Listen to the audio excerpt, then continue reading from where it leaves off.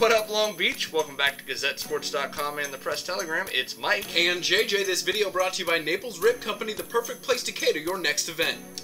Good, it sure is. We made the long drive, JJ, down the 91 to Corona to watch the Jackrabbits taking on the Huskies. Ooh, alright, roadies. Nice. I think you're liking those. I'm liking them too. Poly ranked number 22 in the nation, ready for this one, but it will be their toughest test against a Huskies team celebrating their homecoming. Homecoming for the Evil Empire versus Funk House. Let's go.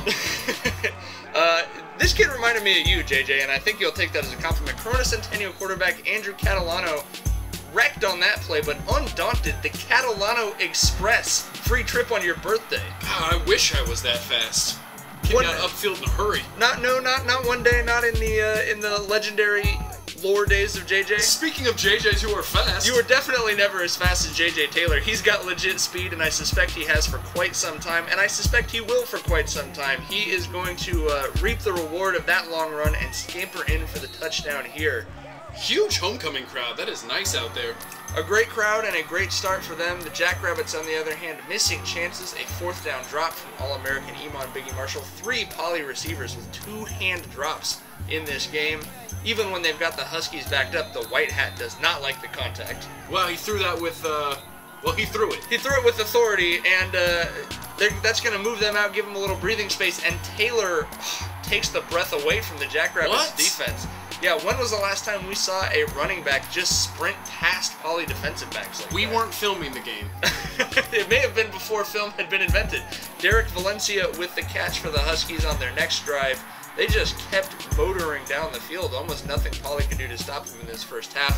Javon McKinley is going to grab that, and bam, 21-0 Huskies halfway through the second quarter. You can see how turned up the Evil Empire fans are. They're even surprised by this. I think everyone was a little surprised. It sort of woke Poly up. Josh Love goes to Justin Calhoun. They marked him down, but then gave him a 33-yard touchdown upon further conversation. But double pump. They can't lose for winning. The extra point is blocked. Did that kid jump off a trampoline? He really went all out for that thing. A sideways trampoline. Nate Ketteringham, I don't know what happened with this kid, but McKinley is McGonley, and he looked like he was off a trampoline or something. Again, a long, untouched run for a Huskies offensive player. I don't know what that looks like. It was kind of confusing, wasn't it? Even when Poly gets a big play, Jack playing house music. Ooh, that's mean, but as you can see, the Hankies flying once again. Poly, 75 yards. I just let him go. Just don't touch him. The long touchdown for Jones called back. Big crowd here. In addition to the crowd, some scouts. Steve Sarkisian of USC was here. But Poly going to continue to march, trying to show off for everybody. Jones brings it inside the 5. Jackrabbits need this touchdown before halftime. It's 3rd down. Our least favorite route in football.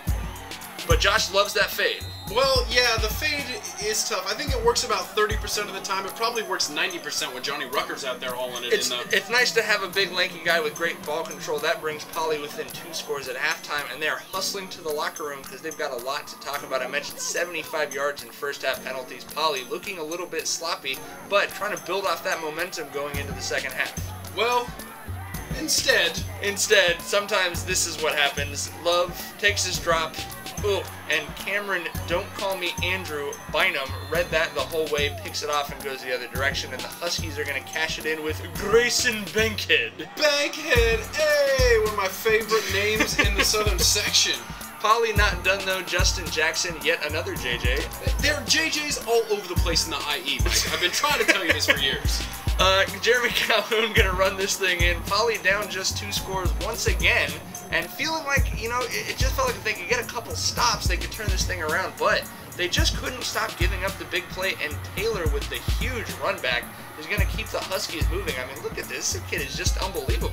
They're making him look unbelievable. They sure were. Iman Biggie Marshall out with a concussion, doing some observation over there with his coach. Looks like they've got Ketteringham nailed in the backfield, but he's going to find Cameron Jackson. No relation. For the touchdown that keeps the Huskies up by 3 scores again. You see Poly players with their hands on their hips, just kind of confused. Jackrabbits still not done though, would not quit in this game.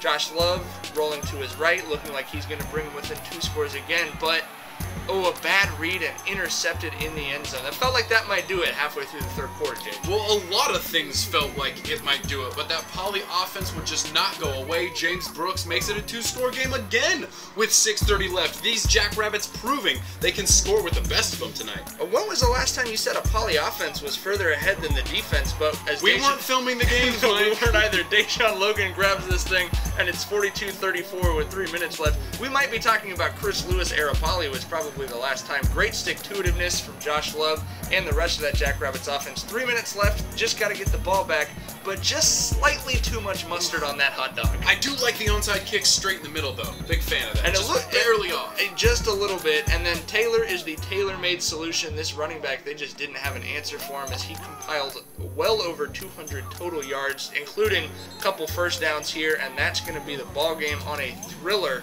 Here in the last non-league game, Poly goes down 42-34. A lot to build off of. They didn't give up. They kept fighting. Well, a lot to build off of, and I gotta say, I can't remember watching a Poly highlight where I learned more about a Poly football team, both positive and negative. That's right. They're going to try and prove that there's more positive than negative over the next 7 weeks in this More League schedule. They're going to keep rolling next week against last year's second-place team, Cabrillo, for coverage of that game and everything else Long Beach Sports. Keep it locked right here.